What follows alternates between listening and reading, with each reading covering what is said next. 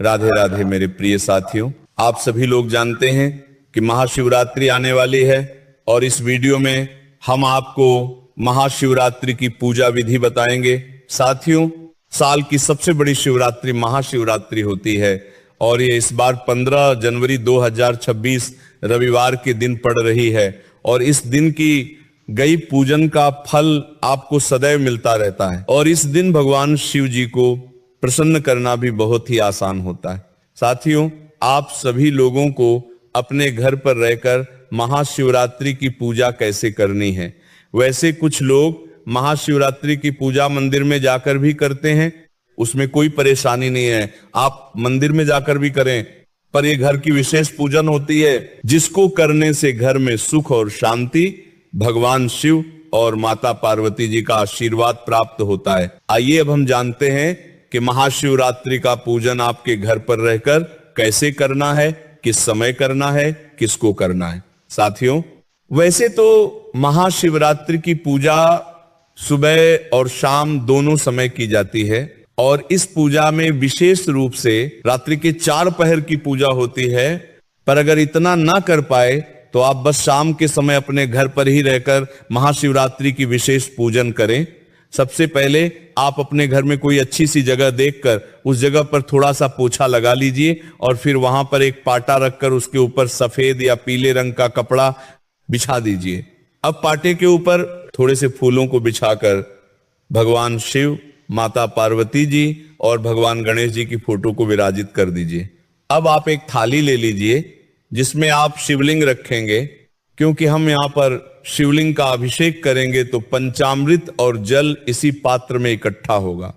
अब महाशिवरात्रि के दिन वैसे तो मिट्टी का पार्थिव शिवलिंग बनाकर उसकी पूजा की जाती है, तो अगर आप मिट्टी का शिवलिंग बना सकते हैं तो उसे बनाकर अपने पात्र के अंदर विराजित कर दीजिएगा। और अगर मिट्टी का ना बने तो आपके घर में जो शिवलिंग हो जिसकी आप रोज पूजा करते हैं वही शिवलिंग आप विराजित कर दीजिएगा और शिवलिंग की जलधारी उत्तर दिशा की तरफ होनी चाहिए। अब आप लोग सबसे पहले एक फूल से शुद्धिकरण के लिए भगवान की तस्वीर और पाटे की पूरी जगह पर जल छिड़क दीजिए और एक घी का दीपक जलाकर भगवान के पास में रख दीजिए। साथियों, अब हमें शिवलिंग का सबसे पहले जल से अभिषेक करना है, यानी कि एक लोटा जल भरकर उसे शिवलिंग पर चढ़ाना है। जरूरी नहीं कि पूरा जल चढ़ाएं, क्योंकि अगर आप ऐसा करेंगे तो आपकी थाली पूरी पानी से भर जाएगी, इसलिए कम से कम मात्रा में इन सभी चीजों का उपयोग करें। पहले आप थोड़ा सा जल शिवलिंग पर चढ़ा दीजिए, उसके बाद अब हम पंचामृत की सामग्री शिवजी पर चढ़ाएंगे, जिसमें दूध, दही, घी, शहद, शक्कर शामिल है। आप चाहे तो ये पांचों सामग्री एक साथ मिलाकर पंचामृत बनाकर भी शिवजी पर चढ़ा सकते हैं, या अगर ये सारी चीजें उपलब्ध ना हो तो आप केवल कच्चे दूध से भी शिवजी का अभिषेक कर सकते हैं। इसके बाद आप वापस से शुद्ध जल शिवजी पर चढ़ाएं। अब आप लोग पीला चंदन लेकर शिवलिंग के ऊपर लगाएं और फोटो पर भी तिलक करें और माता पार्वती जी को रोली से तिलक करें और दीपक को भी तिलक लगाएं। इसके बाद भगवान शिव जी पर चावल चढ़ाएं। ध्यान रखें कि चावल के दाने टूटे हुए ना हों। अब आप वस्त्र के रूप में कलावा समर्पित करें और शिवलिंग को जनेऊ पहनाएं। इसके बाद माता पार्वती जी को लाल रंग की चुनरी उड़ाएं, यानी कि तस्वीर के ऊपर लाल रंग की चुनरी अर्पित करें। अब आप भगवान गणेश जी और नंदी जी को दूर्वा समर्पित करें और भगवान शिव जी को बेलपत्र चढ़ाएं। इसके अलावा शिव जी की प्रिय वस्तुएं जैसे बेलपत्र, शमी पत्र, धतूरा, सफेद फूल आदि भी आप एक एक करके शिवलिंग पर चढ़ाएं।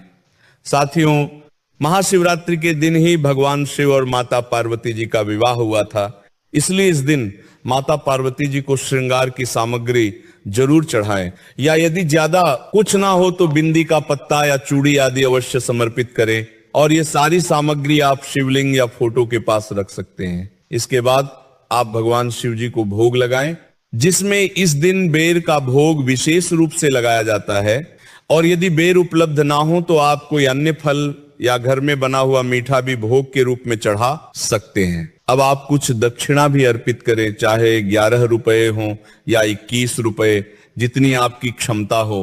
अब आप धूप बत्ती या अगरबत्ती जलाकर भगवान के पास रख दें। साथियों, इसके बाद आप चाहें तो महाशिवरात्रि की व्रत कथा सुन सकते हैं, शिव चालीसा का पाठ कर सकते हैं या कोई अन्य कथा भी सुन सकते हैं। कथा सुनते समय अपने दाएं हाथ की हथेली में चावल और फूल रखकर कथा सुने और कथा या पाठ पूर्ण हो जाने के बाद यह चावल और फूल शिवलिंग पर चढ़ा दें। साथियों, अब हम यहां पर आरती करेंगे। आप चाहें तो कपूर जलाकर आरती करें या किसी अन्य दीपक से भी आरती कर सकते हैं, अन्यथा जो दीपक पहले से जल रहा है उसी से पहले भगवान गणेश जी की आरती करें, फिर भगवान शिव जी और माता पार्वती जी की आरती करें। आप शिव जी की आरती मोबाइल में चलाकर भी कर सकते हैं। इसके बाद आरती की थाली भगवान के पास रखकर हाथ जोड़कर पूजा में हुई भूल चूक के लिए क्षमा मांगे और अपनी जो भी मनोकामना हो वो भगवान शिव जी से प्रार्थना करें। साथियों, यहां पर महाशिवरात्रि की पूजा पूर्ण हो जाती है। साथियों, इसके बाद पूजा का सामान और पूजा की चौकी आपको अगले दिन सुबह उठानी है, पूरी रात के लिए उसे वहीं रहने देना है। यदि आपने पार्थिव शिवलिंग बनाया है तो अगले दिन उसका विसर्जन करें और पूजा में चढ़ाई गई सामग्री या पंचामृत किसी वृक्ष या पेड़ में अर्पित कर दें। पार्थिव शिवलिंग का विसर्जन आप घर में शुद्ध जल में भी कर सकते हैं या किसी नदी में जाकर